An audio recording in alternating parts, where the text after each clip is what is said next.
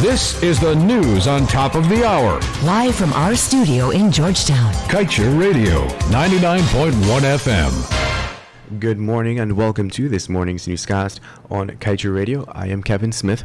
Let's tell you that the Stabroek block has seen more than 31.4 million barrels of oil being produced in its first year of production from the Liza Destiny oil vessel offshore Guyana. The country is now poised to uplift 6 million barrels of oil this year as its projected entitlement from production in the Stabroek block. But the country remains without a marketing firm for its crude. Minister of Natural Resources Vikram Bharat yesterday said that work on the drafting of the terms of reference for that initiative is still ongoing. As such, the document is still to be finalized. An earlier request for proposals last month had been cancelled, making this the third effort by the government to secure a marketing firm. In other news, Guyanese over the past 5 years would have been regaled with promises of a better future, but the country's main source of revenue continues to be taxes paid by workers, companies, and domestic transactions. Earnings from the country's first year of oil production is less than a quarter of what was collected in taxes from a population of less than 1 million people. Government last year collected $218 billion in taxes, but received a total of $53 billion from its sale of just over 5 million barrels of oil and a 2% royalty on production. According to the Ministry of Finance's budget estimates for 2021, the government is looking to rake in even more taxes from Guyanese workers and corporations this year, projecting $242 billion in returns. And with that being said, let's tell you ExxonMobil's production manager, Mike Ryan, revealed that the company will replace the recently repaired gas compressor on board the Liza Destiny oil vessel with the newer gas compressor that it had recently ordered.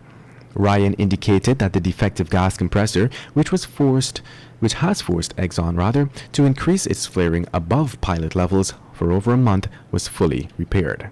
In addition to this, he had reported that the silencers for the compressor were fixed and that both pieces of equipment are en route to Guyana from Germany. In other news, Minister of Natural Resources Vikram Bharat has said that the media could request the information it needs on oil and gas production and revenues.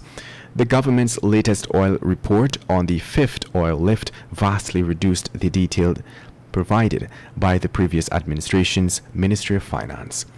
Asked whether he is comfortable with the level of detail being provided, in light of the government's promise of transparency, Bharat said that the government has no problem giving out information. He encouraged Kaieteur to ask for the information it needs.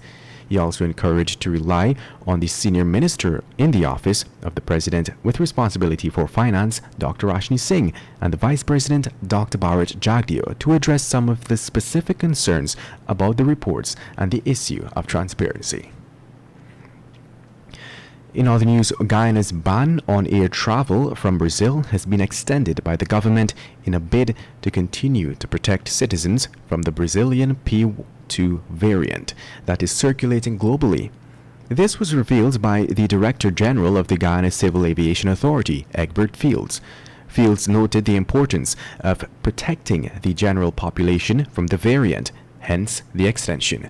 The P2 variant has been circulating since early January and is since said to be more infectious, meaning that it spreads faster from person to person. And moving on, Justice Navindra Singh yesterday granted judgment in favor of ex-President Donald Ramotar in the libel suit he brought against Kaieteur News and its publisher, Glenn Lal, over publications related to the signing away of the Kaieteur and Kanji oil blocks. According to the decision, which was handed down over Ramotar's defamation claims, the damages were assessed in the sum of $20 million, which includes an assessment of aggravated damages. The court also awarded interest on the said award at the rate of 6% per annum from June 26, 2019 to March 12, 2021, and 4% per annum thereafter, until fully paid.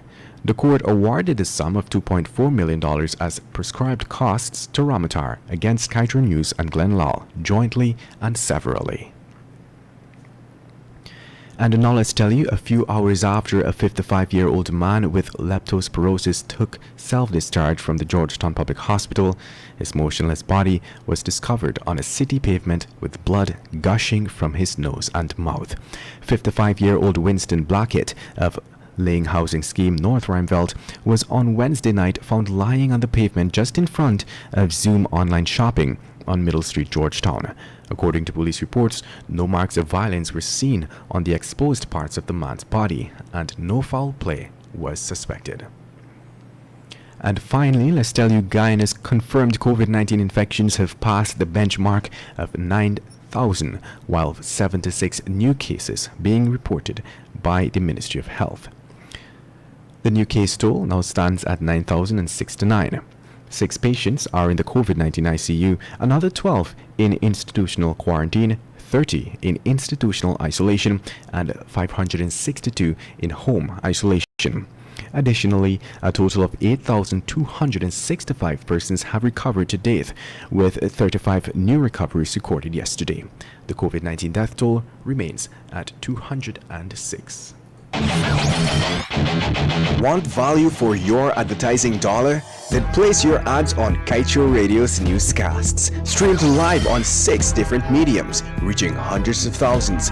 Advertise today and watch your dollar grow. Call us on 225-8465 or 226-8210 today.